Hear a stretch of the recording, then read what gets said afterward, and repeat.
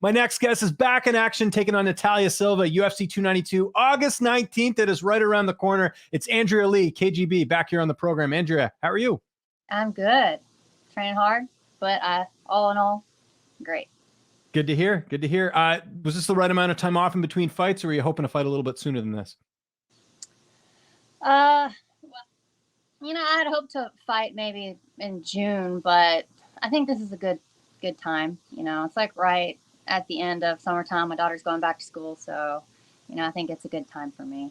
Yeah, for sure. Get it right before the madness that is school time. I can relate to that. Yeah. Let's talk about your last fight. Maycee Barber, I think a lot of people watching felt like you should have got the nod there. I think if you look on MMA Decisions, which is like a website where people can submit their scorecards, I think the majority did have you winning. What can you take away from that fight? Because obviously it's not your job to judge the fight, but obviously you went in there and gave a good effort. What I take away is, just not leaving it in the judge's hand, because I believe that I definitely won that fight. I went in there I feel like I saw a game plan. I know that I could have probably let my striking go a little bit more, been more aggressive in some areas, but I think that going into that fight, everybody believed that Maycee was going to do exactly what I did to her, to me. And, I think that if the roles had been reversed and I had been the one on my back the entire fight, that I would have ended up still losing. I think that they would have raised Maycee's hand regardless. But I don't want to I'm not blaming Maycee. She's not a judge. So, congrats to her, and congrats to her most recent victory against Amanda Ribas. I think that's awesome. I support all of my competitors, and even the ones that I lose against, I want to see them succeed. But as far as judging goes, it just sucks. I think that there should be, I was just thinking, I do wish that they had open scoring, because I would have loved to have known that I was losing the fight when I thought that I was winning. Yeah, I know Invictus tried it as well. I'm in favor of it too. I know people will say that doesn't fix bad judging, but at least, like you said, as a fighter, you kind of, at least know what people are thinking, because with the judging, it has been a little bit unpredictable. I agree with that. Yeah. But let's talk about Natalia Silva, a 15-5-1 record. She's been on quite the roll lately. How do you feel like you match up against her here? I think I match up great. I think it's going to be an exciting fight. She's well-rounded, so she's good everywhere. And, I think that my striking is really good and my grappling is really good. I've been working really hard on my wrestling, and as that showed in my last fight, I think that I have really fixed a lot of things that I believe have been causing me to come up short in some of my fights. So, I plan on going out there and, showing everybody what I've gotten better at, and, I plan on not letting it go to the judges' scorecards this time. Yeah. So we'll see. Okay. What about camp? I know, every time we've done our interviews, I know sometimes you'll do some cross training. Was everything at home this time? How did you structure camp leading into this fight? I guess we got like a week and a bit left, but how's camp gone so far? How did you structure it? Camp's been great. I've been training here. I've been getting everything that I need just from home. Traveling has been kind of, I don't know, it's just been exhausting to me. So I've not been doing that as much lately. And, I just find that I'm much more comfortable at home, sleeping in my own bed. And I can train from home, or I can schedule my time whenever I want. And it's all just, all revolves around me. And I like that so much better. It's like I'm getting one-on-one time. I'm not getting thrown into classes. And I think that that's helping me to get a lot better. Yeah, and plus it's tough being away from your daughter. Like, I get all that. Trust me, as a parent, it's tough when you're away and all that. And it's just, better to be more in like a, place where you're comfortable and all that stuff too. That kind of all adds Most up. Do you bring anyone in then in that case, or is it just you still work with your team back home?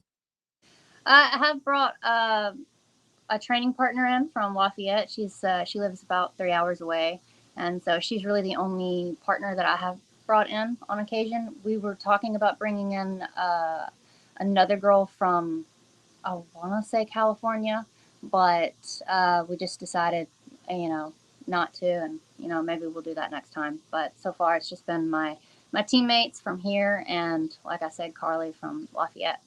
Okay, who else? Who are some of your teammates for people who might know? I know probably a lot of up and comers, but these are names we're probably going to be hearing soon, right, in the bigger stage.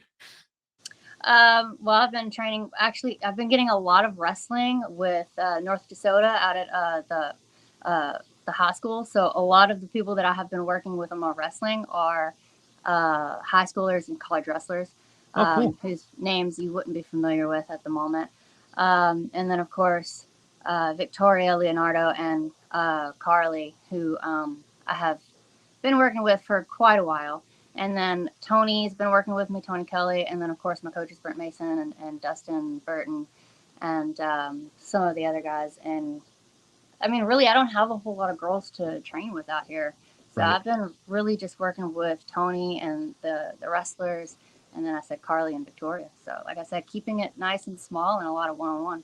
And that can be better, you know, and I think people, you know, for some fighters, it works better having that more specialized camp. You know, you hear of all these fighters going to big gyms. Sometimes they get lost in the shuffle. It's not really about them. It's about the sort of the team atmosphere. Do you kind of prefer that smaller group, you know, as opposed to going to those bigger gyms? I do, you know, and I think about that all the time. Like, I feel like you just said, you kind of get lost in the shuffle, you know. I'd rather be a big fish in a small pond, you know, and I feel like I said, you know, I get like everything is structured around me and this camp. So I get to go in there, I get to get my work, and I get to go home and I get to relax and then chill for, you know, a few hours, and then I'll get my second session in for the day.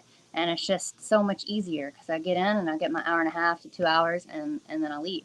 And it's, you know, it's just so much easier, you know? Yeah. Yeah, make it simple. One less thing to worry about. Victoria fought Natalia, right? So is there sort of any insight from her? I know you guys are different fighters, but I'm sure Victoria at least has a good idea because she's been in there with her. Well, you know, I was actually at that fight. So, yeah, there's things that I saw, but I mean, unfortunately, the fight, you know, it kind of, Didn't go very long. Yeah, I know. yeah, so not a whole lot to really, like, you know, go off of as far as that fight goes. But, you know, seeing Natalia in her other fights, you know, I think that I've seen she likes to go for the arm bar in some situations. So, you know, she's got a decent ground game. She's decent off of her back. She moves around a lot, you know, laterally, and then, you know, she'll come in and she'll throw quick little flurries. Her hands are fast. She has these looping hooks that she likes to throw that I feel like catch a lot of knuckle, you know. So I feel like that's kind of where a lot of her damage has been coming from, is when she loops, she hooks on the exposed part of her knuckles, and that can cause some damage. But other than that, you know, I just, you know, I don't think she's any different than a lot of the other females that I fought. You know, I think every fighter in the UFC, you know, is always going to be a challenge, and everybody in the UFC is good, you know, and I don't ever want to overlook anybody. So, you know, I'm going in there, I'm just looking at this fight as, you know, one of my toughest competition, but I think that I look at every fight like that. You know, Yeah. I always feel like every fighter that I come up against is always my toughest competition, even if they're not. But that's just the way that I like to, you know, to go into all my fights. You can't go in there underestimating anybody. Yeah. No, well said. Well said. What do you make as well? A lot of, you know, she finishes a lot of her fights. You've never been finished in the UFC. I know, you know, it's not something like, you know, you're very durable, I guess is kind of the way to put it. So do you feel like that's a bit of an advantage as well? You're not someone that's easy to take out, and she's sort of used to doing that? I feel like she hasn't fought. I mean, like, I don't think that she's fought anybody at my caliber yet, you know? I mean, Yeah. I've you know, the fighters that she has fought, you know, I feel like they have done some just wacky things that have put them in those situations. And I feel like I'm a lot smarter than that. It's just why I haven't been finished in the UFC yet, you know? And yeah, I am durable, but I'm not just durable. I mean, like, I'm smart, I'm technical, you know, and I have a good fight IQ. And I think that some of these girls just kind of get overwhelmed, and then they fight scared. And I don't feel like I fight scared. Yeah. Well said. Well said. How do you, I know you said to finish for this fight. How do you sort of see it unfolding coming up here on August 19th? I don't really know. You know, I play 1,000 different scenarios in my head, you know, and every single one of those scenarios, I just see myself getting my hand raised. So There you go. Good answer. Hey, you might as well, yeah, you know, don't need to put any extra pressure on, right? So you just want to sort of see it right. unfold. Obviously, there's a big fight at the top of your division coming up here pretty soon, September 16th. It's a rematch between Valentina and Alexa Grasso. Grasso, the champion right now. How do you see that rematch playing out? You know, I think that Valentina is going to go in there and she's not going to make any mistakes this time. I think that Grasso, I don't know. I like Grasso, and I think that she's a very talented fighter, and she's really good, and her hands are really good. But I think that, Valentina, she just made a couple of mistakes, a few mild errors. I think that she was winning the fight to be, from the beginning. I mean, she was doing everything right. I think, she just slipped up with that spinning back fist. It caught her, and, she got caught in a bad position, and, her back was taken, and Grasso was able to capitalize. I just feel like Valentina's not going to make the same mistakes. I think that it's going to be Valentina. How many more fights do you have in your contract? I was trying to remember that. That's a good question. You probably have a couple, though. I would assume if it's near the end of the contract, you'd want to renegotiate or anything like that, I would think, right? I'm trying to remember how many fights I negotiated for on this contract, and who I think. Oh, just give me a second. I'm thinking. No worries. It's all good. Listen, math was not my strength. I want to say that I'm only 2 fights in on this contract. So. Oh, okay. Well, then there you go. Oh, yeah. Yeah, I was gonna say if it was getting nearing the end, that's something I'm sure your manager would kind of give you the heads up about, right? So that's that's something for sure. Fairly new contract. Yeah, that's good. How's your summer been? I know, again, you've got the fight coming up, but I know this time of year, great time to get outdoors and all that. Have you been able to, daughter, I'm sure is, hanging out as well. So that's good. She's not in school. How's all that going this summer? Summer's great, but it's been really, really hot. It's been so hot, so humid. It's been almost miserable to be outside. I'm actually really sweating right now. But okay. I'm starting like this, I got some like flowers and vegetables and herbs and stuff that I'm trying to grow, and that's been keeping me busy. So that's good. Do you find it hard? Let me ask you this, because I have 2 kids now, and do you find it difficult, like balancing that line of like technology with kids, and then also like making sure they're getting outdoors? Because I feel like the childhood I grew up in is a lot different than what my kids are going to grow up in, and I want to give them exposure to technology, but I also want to make sure they're like enjoying what's out there in the real world, like getting outside and stuff. Do you struggle with that at all? I do. And like technology, it drives me crazy, with the kids, because now I understand why my parents, had me like on a time limit when it came to the TV. They're like, okay, that's enough TV. Y'all need to get outside. Just go outside, and stay out until the sun goes down. It's totally different nowadays. I can't even get Ainsley sometimes off the iPad or off the phone. It seems like she's, I don't know, just always looking down, and it kind of drives me crazy. I mean, I'll get in there and I'll play with her. She'll be playing these games, and sometimes I'm like, well, if I can't get her off, I'll just join her and I'll play with her.